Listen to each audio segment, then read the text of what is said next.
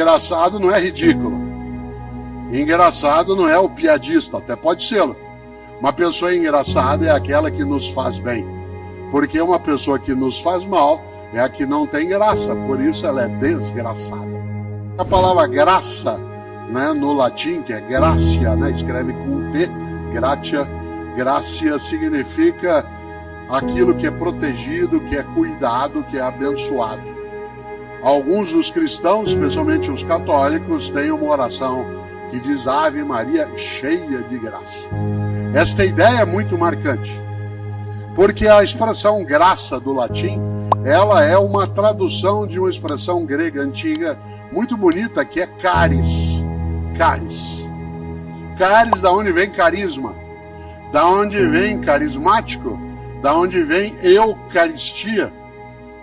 Vocês sabem que o prefixo eu, em grego, significa bom, né, ou boa. Por isso, eucaristia é a boa graça, a boa bênção. Muita gente, quando partilha uma refeição, seja, né, dentro de uma igreja, de um templo ou de um outro lugar, às vezes dá graças, rende graças. Afinal, a expressão caris no grego antigo é cuidado, protegido. O que é uma pessoa carismática? É aquela que nos faz bem. E tem gente que se coloca como propósito fazer bem aquilo que faz e fazer o bem também naquilo que faz. Uma pessoa cheia de graça, há um termo para ela, que pode até parecer estranho, mas uma pessoa cheia de graça é uma pessoa engraçada. Atenção, engraçado não é ridículo. Engraçado não é o piadista, até pode ser. Uma pessoa engraçada é aquela que nos faz bem. Porque uma pessoa que nos faz mal é a que não tem graça, por isso ela é desgraçada. Uma cidade que nos faz bem é uma cidade cheia de graça. Um trabalho que nos faz bem é cheio de graça. O que se ausenta na graça, a gente diz que desgraça. Por isso, olha só, você já ouviu isso, ou já disse, ô trabalho desgraçado, ô empresa desgraçada, ô família desgraçada. E agora com as redes sociais e tal, a família pode mostrar em larga escala que ela é um tribunal que não tem recesso, que funciona 24 horas de modo ininterrupto.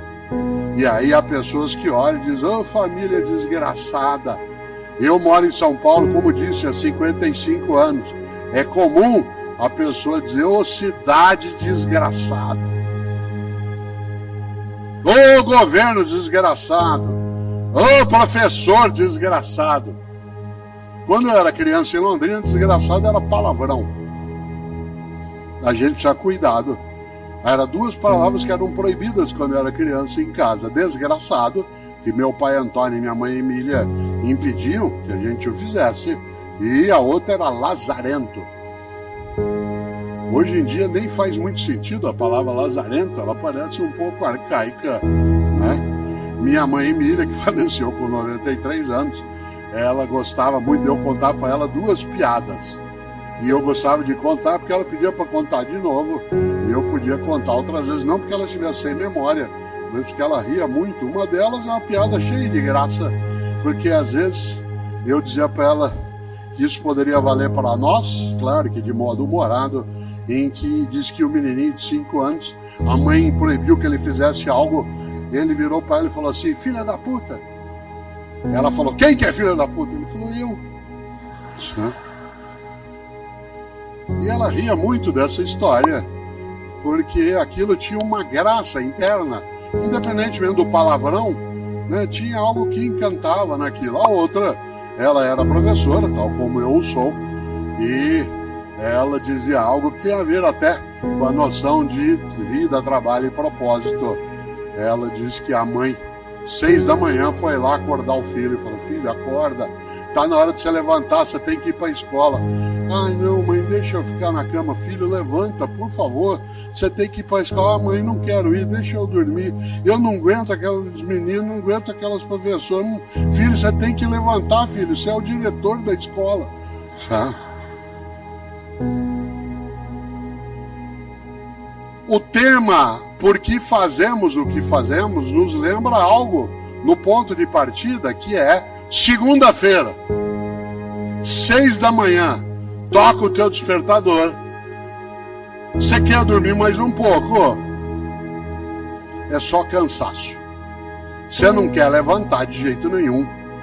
É estresse. Qual é a diferença entre cansaço e estresse? Cansaço resulta de um esforço intenso. Estresse resulta de um esforço sem sentido. Uma vida estressante é aquela em que você não enxerga o propósito.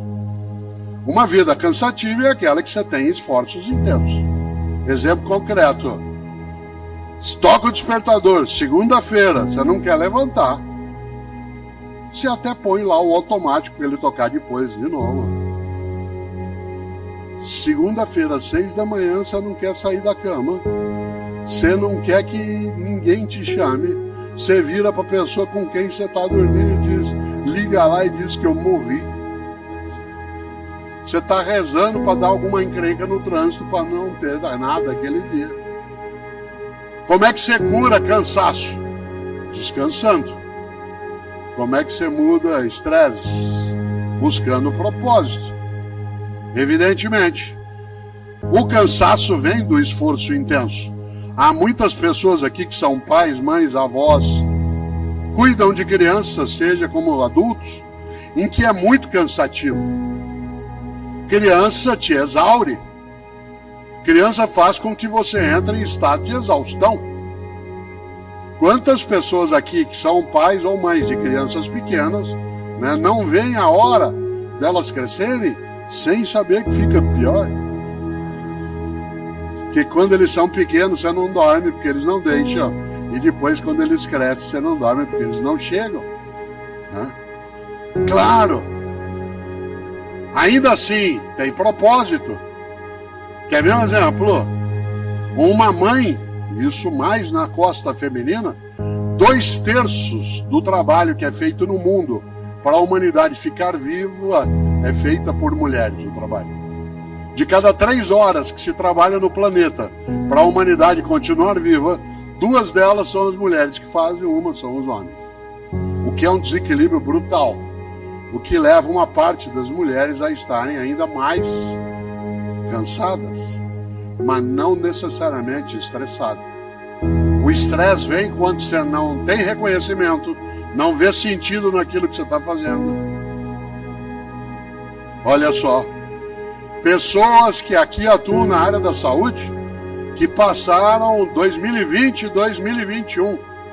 Nós estamos nos aproximando da data do primeiro óbito por Covid no Brasil, regulamentado oficialmente, que foi 17 de março de 2020. Eu nunca me esqueço, porque no 15 de março de 2020 eu fui fazer um programa de TV, um programa do Faustão. Aliás, eu estava nele a semana passada, lá no Arquivo Pessoal, sendo homenageado, que para mim foi muito honroso, mas fui fazer o programa e já era sem público. E nós não tínhamos óbito registrado ainda. No dia 15 de março de 2020, isto é, há 3 anos. A gente imaginava que logo aquilo sairia, o horror que veio, aquilo que nos marcou, machucou, feriu, colocou em luto de muitos modos. Só não foi mais horroroso porque mulheres e homens neste país e fora daqui, no seu propósito de cuidar, não desistiram. Ficaram cansados, exaustos. Você tem dezenas de imagens na cabeça, e quem aqui é da área de saúde sabe, na enfermagem, na física, na medicina, na nutrição, na área de apoio, no transporte. Pessoas que a gente via as imagens em setembro, outubro de 2020, caídas no canto, encostadas nas paredes dos hospitais, exaustas. E não desistiram. Ah, doença desgraçada. Então vamos enfrentar. E por isso um monte de gente cheia de graça foi atrás. Insisto, não confunda cansaço com estresse. A gente tem que saber qual é o lugar que a gente deseja e as razões. Eu, todas as vezes que posso, conto algo que eu vou contar agora de novo. Todo ano. Eu fiz isso agora dia 30 de dezembro. Todo ano eu chego, isso aparece até no outro livro, eu chego num determinado momento que eu estou quieto, sem ninguém perto, sem que a Cláudia esteja próxima de mim, para eu poder ter um pouco de quietude, né? E aquilo é uma coisa muito privada. E eu pego uma folha de papel, dobro em duas, só para fazer uma risca no meio, e deste lado da folha de papel eu escrevo por causa de. E desse outro lado da folha eu escrevo apesar de. Aqui nesse lado é por causa de, deste outro lado é apesar de.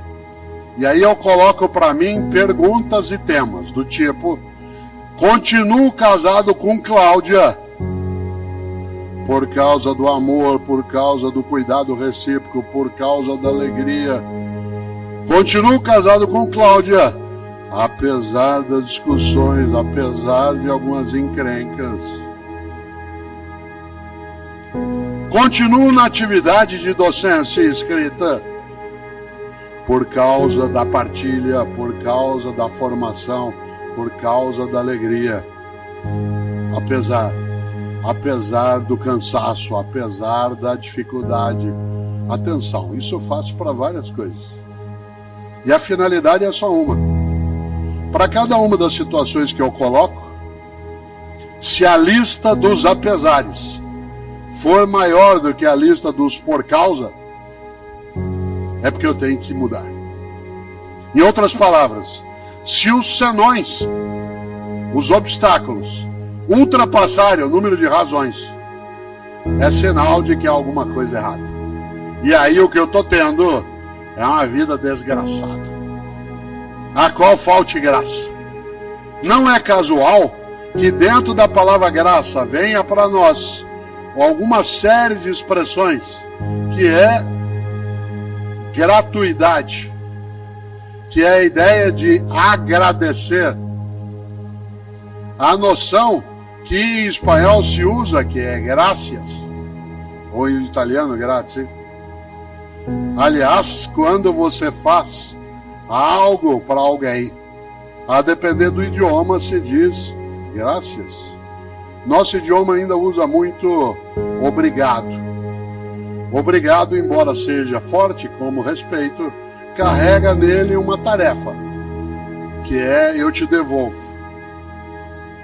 Por isso, quando alguém diz obrigado, você, para impedir que ele queira devolver, diz de nada.